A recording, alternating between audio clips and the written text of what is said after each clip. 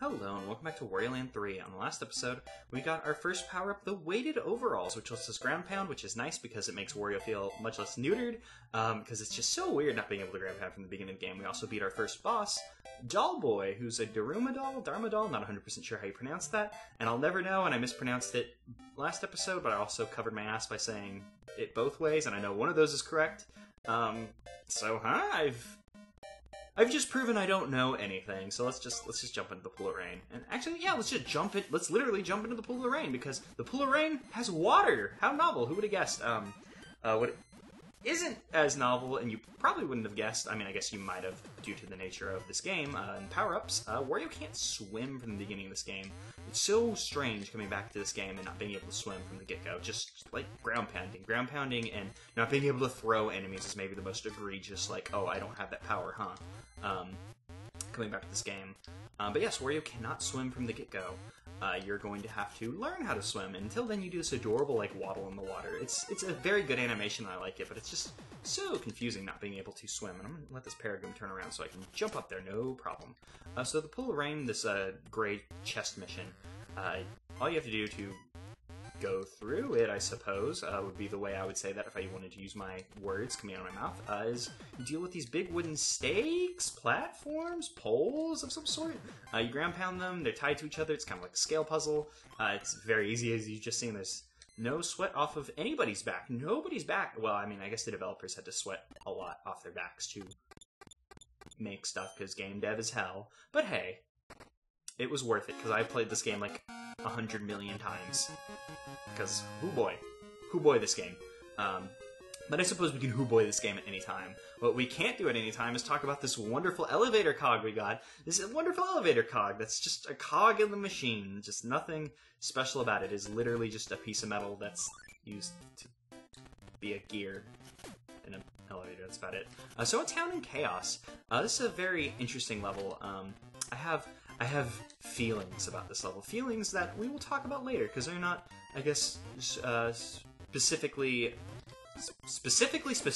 the words I was about to say, which, not a good sentence, is it? Not a good sentence at all.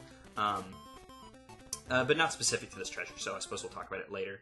But what I do want to talk about, not later, is those bears we just saw. Those bears are Burr Bears. Had they shot us with one of their snowflakes, we would have become Ice Skating Wario, which means we would have slid away until we hit something.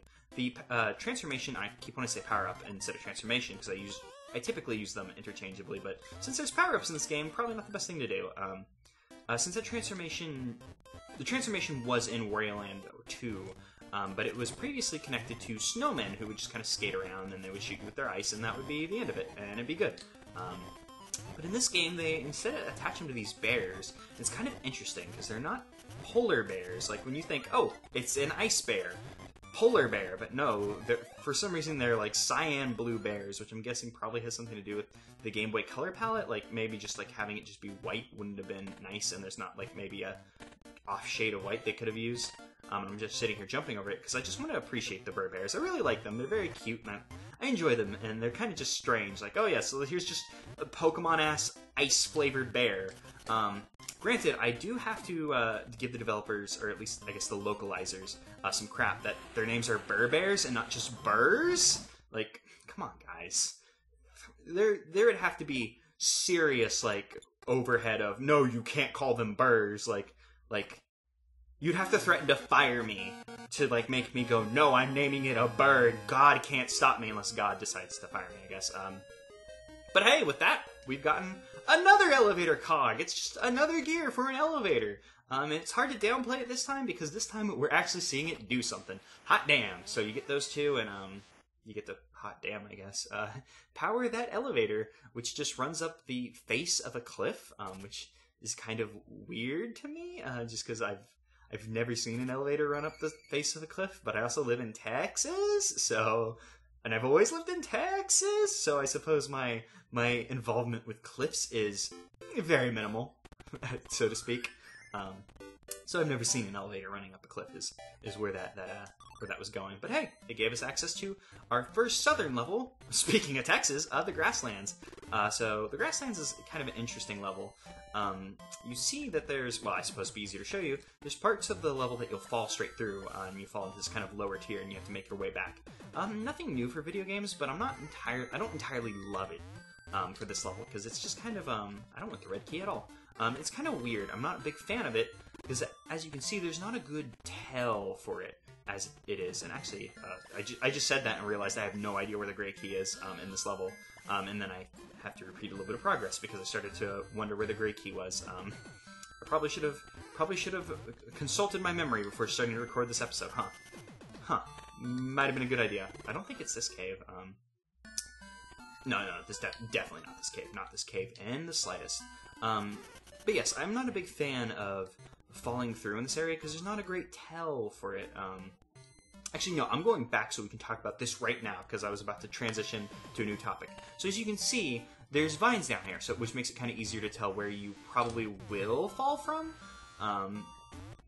But not every single one of those spaces is a fall-through spot. Like, as you can see, I'm not falling through this one. Also, you can't see the vines from below, so your only tell is the slightly lighter patches of grass, which would be fine. Like, that'd be damn hard to notice on an original Game Boy, but, I mean, well, not an original Game Boy, that'd be impossible. Well, I don't think this game even works on an original Game Boy. It's Game Boy Color only, I'm afraid. So, Game Boy Color, it'd be hard to notice, but not impossible. It'd be easier if you could see the vines, but you can't see the vines. You can only see this slightly off shade of green, or, well, different shade of green, I should say.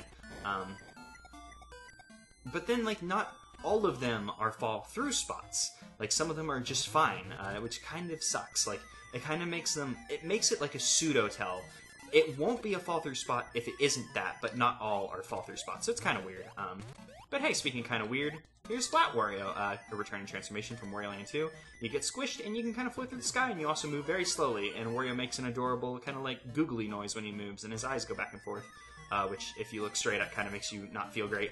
Also, we revealed the purpose of these grab bots that kind of pull you out. We could have had this status inflicted to us last episode. There was this big round dude with an arrow on his tummy called Count Richter often, and had he, like, slammed us, that would have happened to us. But hey, we didn't let that happen, because I'm the best at this video game! Literally the best person to ever play this video game! And you can watch me prove that by defeating the easiest boss in the game, Wormwood. I think his name is Wormwood? Something weird like that. You punch him in the face, you ground pound him. You don't have to punch him in the face if you're quick on the draw. Just punching him in the face stuns him from... Punching him in the face stuns him for a moment, making it a little bit easier. So, second boss of the game, very easy. That's literally the easiest boss of the game, even easier than Dollboy. It is kind of nice when you beat him because, like, the little leaves sprout, little plants sprout, and you can use them as a platform to come up here and get the first music box, which, you know, awesome. We got the first music box, the first 1/5 of our big goal, which is very cool that we got it, but kind of strange they stuck it behind Wormwood, because he is the easiest boss in the game, and it's not like you have to fight Dollboy. Dollboy's a required boss. The only not required thing we've done, I believe, is that blue prismatic crown, which I just went and checked just in case, and yeah, that's the only not required treasure we've gotten. So far, aside from that one, we've been on a linear path. It's gonna diverge soon.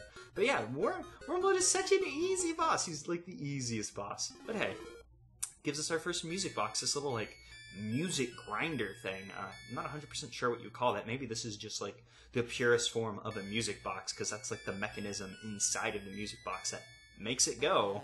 Like little punch cards and stuff. I mean, I don't think all of them have punch cards. Maybe they do. I don't know shit about shit. That's me. I don't know anything. So there's me. I'm the big dumb.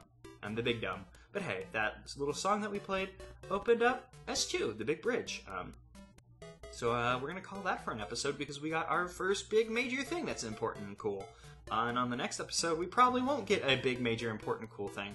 Maybe we will. Well, I mean, I could check right now, but I don't think anything big, major, and cool is going to happen. And oh god, but please.